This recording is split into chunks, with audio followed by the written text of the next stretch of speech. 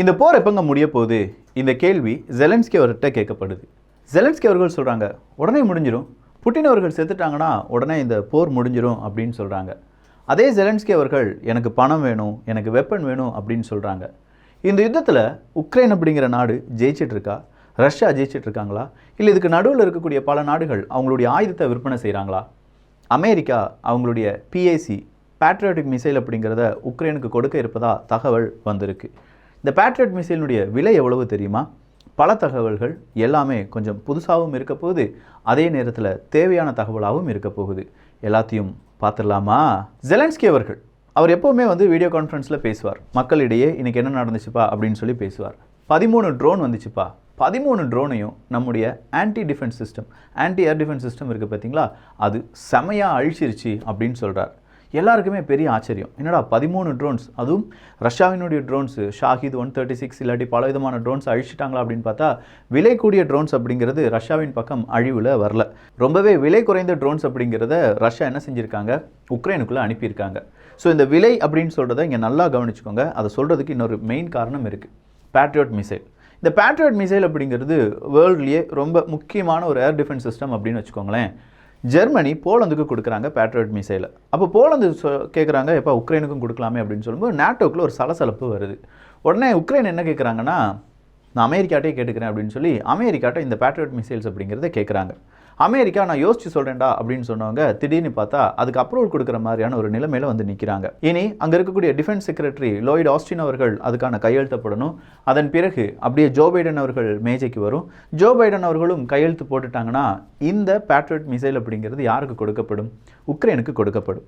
ஒரு பேட்ரியாட் மிசைலினுடைய விலை எவ்வளவு அப்படின்னு கேட்டிங்கன்னா $3 மில்லியன் அமெரிக்க. ஒரு $3 மில்லியன் அமெரிக்க இருக்கக்கூடிய ஒரு மிசைல் நான் சொல்கிறது. இதே மாதிரி ஒரு 10 மிசைல் வாங்குறாங்கன்னு வச்சுக்கோங்களேன். இவங்க என்ன செய்வாங்கன்னா, ரஷ்யா ஒரு 30,000 வேணாங்க, ஒரு $3 லட்சம் இருக்கக்கூடிய, $3 லட்சம் இல்லை, $30,000 இருக்கக்கூடிய ஒரு ட்ரோனை பறக்க விடுவாங்க. 30,000 விலை இருக்கக்கூடிய ஒரு ட்ரோனை கொள்வதற்கு இங்கேருந்து பேட்ரியாட் மிசைல் $3 மில்லியன் அமெரிக்க ஒரு பேட்ரியாட் மிசைல் வர்றதுக்கான வாய்ப்புகள் இருக்குது. இதில் 100 ட்ரோன்ஸை பறக்க விட்டுருவாங்க ரஷ்யா.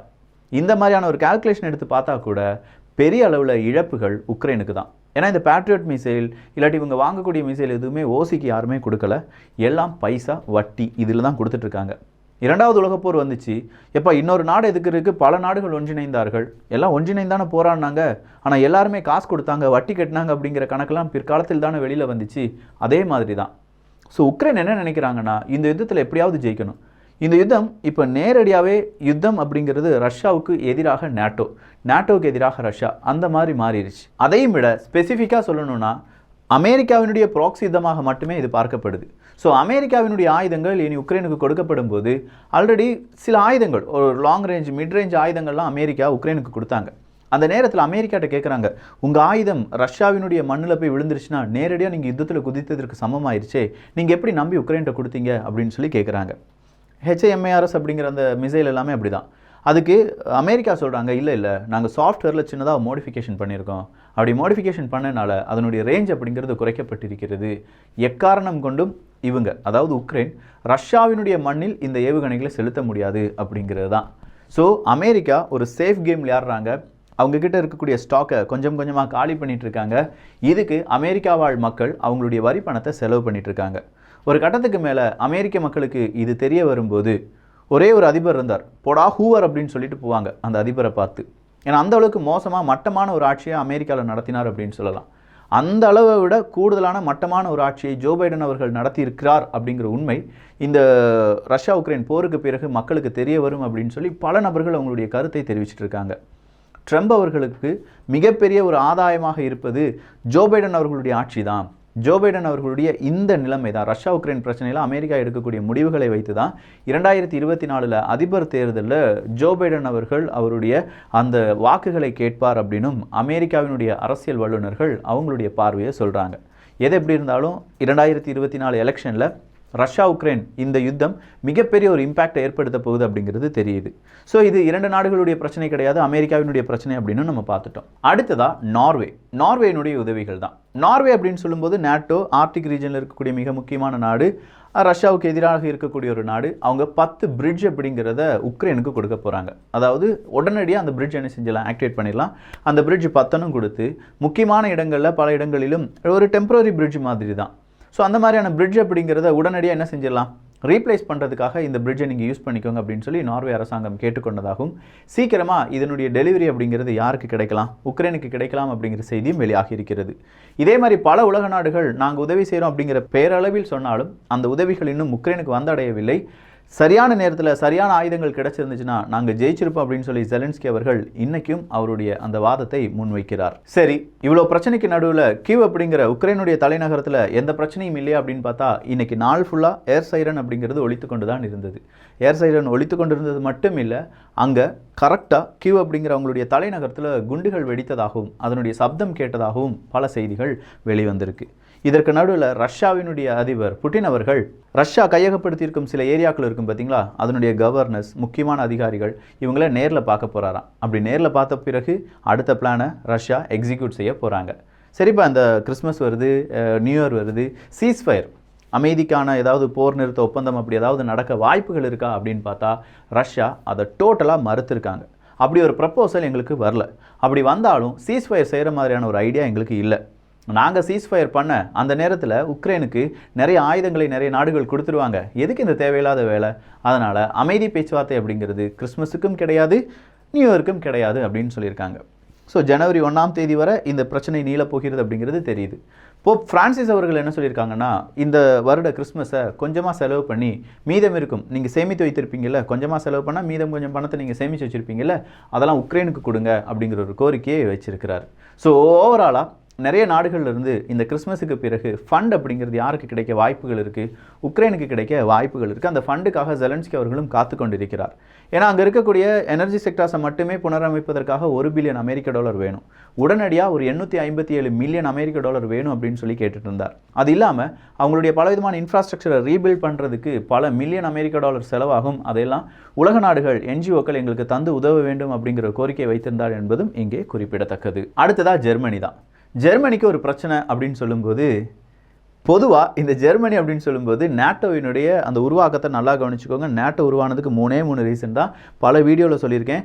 ஜெர்மனியை வளர விட்டுறக்கூடாது, ஐரோப்பிய ஒன்றியத்தில் ரஷ்யாவை நுழைய விட்டுறக்கூடாது, ஐரோப்பிய ஒன்றியத்துக்குள் அமெரிக்கா எப்போதுமே இருக்க வேண்டும். இந்த 3க்காகவும் தான் நேட்டோ அப்படிங்கிறது தொடங்கப்படுது. அப்படிப்பட்ட ஜெர்மனி இப்போ அமெரிக்காட்டிருந்து F-35 அப்படிங்கிற விமானத்தை வாங்க போகிறாங்க. இந்த F-35 விமானம் பல நாடுகளால் நிராகரிக்கப்பட்ட விமானம். அமெரிக்காவை சுற்றி இருக்கக்கூடிய பகுதிகளை பாதுகாப்பதற்கு F-35 ஓகே.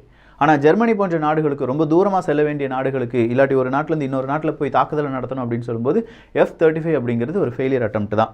இதை பல நாடுகள் சொன்ன பிறகும் வேறு வழியே இல்லாமல் இப்போ ஜெர்மனி அவங்களுடைய டொர்னாடோ அப்படிங்கிற ஃபைட்டர் ஜெட்டுக்கு பதிலாக F-35 பயன்படுத்தலாம் அப்படின்னு சொல்கிறாங்க.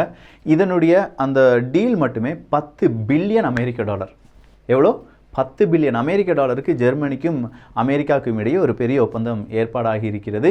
35 F-35 விமானத்தை வாங்க போகிறோம். அதில் சில F-35 விமானத்தில் ஆயுதங்கள் இருக்கும், சில ஆயுதங்கள் இல்லாமல் இருக்கும், சிலதை நாங்களே அசம்பிள் பண்ணிக்கிறோம். இந்த மாதிரியான ஒரு டீல் தான். ஸோ இந்த டீலுக்கு இப்போ 2 நாடுகளும் சம்மதம் தெரிவித்திருப்பதால் F-35க்கான மிகப்பெரிய ஒரு டீலாக இது பார்க்கப்படுது. அடுத்ததாக ஒரு நல்ல செய்தி ரெட் கிராஸ் சொசைட்டி வெளியிட்டிருக்காங்க. ரெட் கிராஸ் சொசைட்டி அப்படின்னு சொல்லும்போதே அங்கே மனிதர்கள் பாதுகாக்கப்படுவார்கள் அப்படிங்கிறது நமக்கு தெரிஞ்ச விஷயம்தான். ஸோ அந்த ரெட் கிராஸ் சொசைட்டி என்ன சொல்லியிருக்காங்கன்னா, ஒரு மாஸ் பிரிசனர் ஸ்வாப் அப்படிங்கிறது நடைபெற வாய்ப்புகள் இருக்குது.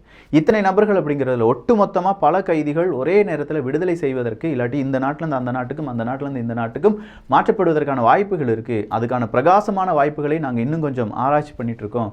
சீக்கிரமாக நல்ல முடிவை இந்த உலகத்துக்கு சொல்கிறோம் அப்படின்னு சொல்லியிருக்காங்க. வரவேற்க வேண்டிய ஒரு விஷயம். ஸோ பிரிசனர் ஸ்வாப் அப்படிங்கிறது நடக்க போகுது. ஆல்ரெடி பிரிசனர் ஸ்வாப் எல்லாமே நடந்துட்டு தான் இருக்குது. 30 நபர்கள், 50 நபர்கள் அப்படின்னு சொல்லி, ஒரு நாட்டுக்கு 50 நபர்கள் அப்படின்னா டோட்டலாக 100 நபர்கள்லாம் பிரிசனர் ஸ்வாப் செய்யப்படுவார்கள். இந்த தடவை அது கொஞ்சம் ஹியூஜாக நடக்கிறதுக்கான வாய்ப்புகள் இருக்குது அப்படின்னு சொல்லியிருப்பதால் நிறைய மனிதர்களுடைய உயிர் காப்பாற்றப்படும். அவங்களுடைய உறவினர்கள் அவங்கக்கிட்டே திரும்புவதற்கான வாய்ப்புகளும் இருக்கின்றன. அடுத்ததா ஐரோப்பிய ஒன்றியத்தில் என்னை சேர்த்துக்கொள்ளுங்கப்பா அப்படின்னு சொல்லி உக்ரைன் கேட்டிருந்தாங்க. ஸோ ஐரோப்பிய ஒன்றியத்தினுடைய பாராளுமன்றம் சில பல டாக்குமெண்ட்டை கொடுத்து, இதை உங்களுடைய பாராளுமன்றத்தில் என்ன செய்யுங்க, அப்ரூவ் அப்ரூவ் வாங்குங்க, அதன் பிறகு நம்மகிட்ட வந்து சேர்ந்துக்கோங்க அப்படின்னு சொல்லி சில பல டாக்குமெண்ட்ஸ் எல்லாமே கொடுத்துருந்தாங்க. இன்னைக்கு உக்ரைனுடைய பாராளுமன்றத்தில் அந்த டாக்குமெண்ட்ஸ் எல்லாம் வெரிஃபை செய்யப்பட்டு ஐரோப்பிய ஒன்றியத்தில் சேருவதற்கான அந்த டாக்குமெண்ட் அவங்க என்ன செஞ்சிருக்காங்க, ஃபுல்ஃபில் பண்ணி கொடுத்துருக்காங்க. சீக்கிரமாக ஐரோப்பிய ஒன்றியத்தில், அவ்வளோ சீக்கிரமாக இல்லை, அந்த ப்ராசஸின் அடிப்படையில் மிக விரைவாகவே உக்ரைன் எங்கே சேர்க்கப்படலாம், ஐரோப்பிய ஒன்றியத்தில் ஒரு நாடாக சேர்க்கப்படலாம். ஐரோப்பிய ஒன்றியத்துக்குள்ளே 1000 பிரச்சனை இருக்குது. இதில் உக்ரைனை மட்டும் ஐரோப்பிய ஒன்றியத்துக்குள்ளே சேர்த்துட்டாங்கன்னு வச்சுக்கோங்களேன், பிரச்சனை இன்னும் டபுளாக ட்ரிபிளாக மாறுறதுக்கான வாய்ப்புகள் எல்லாமே இருக்கின்றன.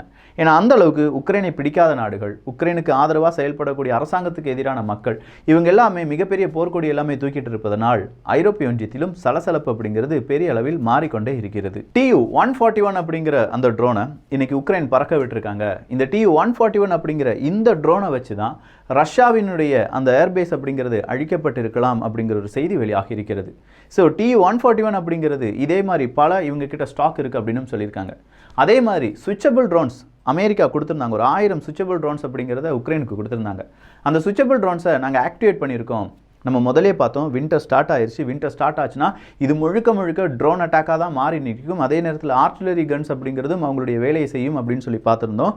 அந்த மாதிரியான ஒரு தருணம் தான் இப்போ சுவிச்சபிள் ட்ரோன்ஸ் அப்படிங்கிறதெல்லாம் நாங்கள் ஆக்டிவேட் பண்ணியிருக்கோம். அதனுடைய வீடியோ அப்படின்னு சொல்லி உக்ரைனுடைய ராணுவம் சில பல வீடியோக்களை இன்றைக்கி ஷேர் பண்ணியிருக்காங்க. ஸோ இந்த சுவிச்சபிள் ட்ரோன்ஸை வச்சு சில பல உளவு நடவடிக்கைகளிலும் அதே நேரத்தில் டார்கெட்டை ஐடென்டிஃபை பண்ணுறது, அப்படி ஐடென்டிஃபை பண்ண டார்கெட்டை கொஞ்சமாக ட்ராக் பண்ணுறது, இந்த மாதிரியான வேலைகளில் ஈடுபடலாம். ஸோ பனிப்பொழிவு எல்லா இடத்துலையுமே இருக்கும். அப்படி பனிப்பொழிவு இருக்கும்போது எந்தெந்த இடத்துல ராணுவம், ரஷ்யாவினுடைய ராணுவம் பேசஸை வச்சுருக்காங்க, எந்தெந்த இடத்துல பதுங்கு குழிகளை வச்சுருக்காங்க, இந்த டேட்டாவை எல்லாமே கலெக்ட் பண்ணுறதுக்காக இந்த சுவிச்சபிள் ட்ரோன்ஸ் அப்படிங்கிறது பயன்படுத்தப்படலாம். அடுத்ததாக பெலரஸ் தான். பெலரஸை பொறுத்த வரைக்கும் அங்கே ராணுவ மூவ்மெண்ட் அப்படிங்கிறது ரொம்ப அதிகமாக இருக்குது. ஏன்னா ரஷ்யாவிடம் இருந்து சின்னதாக ஒரு செய்தி வந்திருக்கு, நீங்கள் என்ன செஞ்சுருங்கப்பா, சீக்கிரமாக ஒரு போருக்கு தயாராகுங்க, டிஃபென்சிவ் பொசிஷனில் இருங்க அப்படிங்கிறது தான்.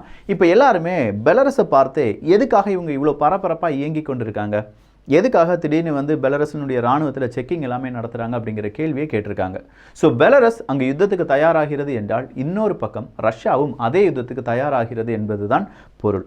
ஸோ ரஷ்யாவினுடைய அடுத்த கட்ட நடவடிக்கை சீக்கிரமாக ஆரம்பிக்க வாய்ப்புகள் இருப்பதாகவும், இன்னும் ஓரிரு வாரங்களில் ரஷ்யாவினுடைய மிகப்பெரிய தாக்குதல் இருக்கலாம் அப்படின்னும் சொல்லப்படுது. இதை நான் மட்டும் சொல்லலை, ஜெலன்ஸ்கியே சொல்லிட்டார். மாஸ் ஸ்ட்ரைக்குக்காக ரஷ்யாவினுடைய அதிபர் புட்டின் அவர்கள் காத்து கொண்டிருக்கிறார். அந்த தருணம் வரும்போது கண்டிப்பாக உக்ரைனுக்கு எதிரான ஒரு மாஸ் ஸ்ட்ரைக் அப்படிங்கிறது இருக்கும் அப்படிங்கிறது தான். ஸோ இந்த மாஸ் ஸ்ட்ரைக் அப்படிங்கிறது விமானப்படை தாக்குதலா, இல்லை கப்பல் படையா, இல்லை வேறு ஏதாவது புது ஆயுதங்களை கொண்டு வர போகிறாங்களா அப்படிங்கிற பல கேள்விகள் இருக்கிறது. ஸோ உக்ரைனை பொறுத்த வரைக்கும் அவங்களுடைய பார்டர் செக்யூரிட்டி அப்படிங்கிறத ரொம்ப டைட் பண்ணியிருக்காங்க.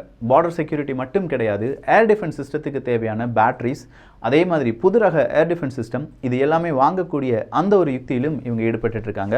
உக்ரைனுக்கு மட்டும் பேட்ரியாட் மிசைல்ஸ் கிடைச்சிருச்சுன்னா அந்த அளவுக்கு சந்தோஷம் அப்படின்னு சொல்லலாம். கடைசி அப்டேட் என்ன அப்படின்னு பார்த்தீங்கன்னா கர்சன் பகுதியில் தான். கர்சன் பகுதியிலிருந்து ரஷ்யா வெளியேறிவிட்டார்கள். ஆனால் அதே கர்சன் பகுதியில் இன்றைக்கி ரஷ்யா மிகப்பெரிய தாக்குதலை நடத்தியிருக்காங்க. அந்த தாக்குதலில் 2க்கும் அதிகமான நபர்கள் உயிரிழந்திருக்கலாம் அப்படின்னும், கர்சன் பகுதியில் மட்டும் கிடையாது, நிறைய இடத்துல ஏர் சைரன் அப்படிங்கிறது ஒழித்துக்கொண்டே இருந்ததும், இல்லை ரஷ்யாவினுடைய 13 ட்ரோன்ஸை நாங்கள் அழிச்சிட்டோம் அப்படின்னு சொல்லும்போது ட்ரோன் தாக்குதல் அப்படிங்கிறது அதிகரித்திருக்கிறது. Tu-191 அப்படிங்கிற ட்ரோன்ஸ், சுவிச்சபிள் ட்ரோன்ஸ் அப்படின்னு சொல்லி ட்ரோன்ஸ் தான் இன்றைய செய்தியில் ரொம்ப பெரிய ஒரு இடத்தை பிடித்திருக்கிறது. இன்றைய செய்தி மட்டும் கிடையாது, இன்னும் கொஞ்சம் நாட்கள் ட்ரோன்ஸ் பேஸ்டாக இருக்கக்கூடிய டெக்னாலஜி, அதை வைத்தான பலவிதமான வார் யுக்திகள் அப்படிங்கிறது மட்டும்தான் இங்கே பேசப்படும் ஒரு தொழில்நுட்பமாக மாறப்போகுது. எல்லா அப்டேட்ஸும் உடனுக்குடன் நீங்கள் தெரிந்து கொள்ள செய்ய வேண்டியது என்ன அப்படின்னு கேட்டிங்கன்னா வியூகம், தமிழ் வியூகம் அப்படிங்கிற நம்ம சேனலை சப்ஸ்கிரைப் பண்ணிக்கோங்க. நல்லதை பகிர்ந்து நல்ல சமுதாயத்தை உருவாக்குவோம். நன்றி, வணக்கம்.